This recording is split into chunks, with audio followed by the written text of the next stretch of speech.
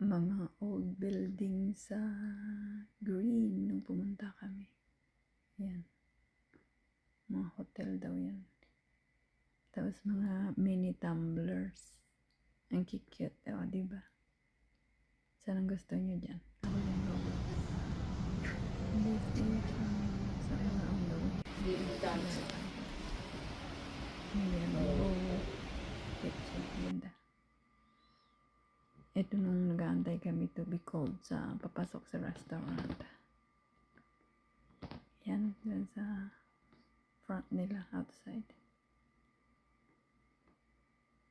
At least shady.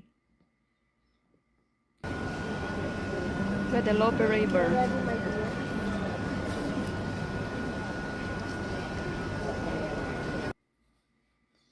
Tapos, nung natapos na kaming kumain, naglakad-lakad, then nagpahinga.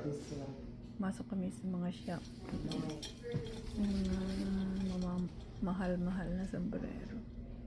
Pero maganda. Ayan. Thank you guys for watching. Bye!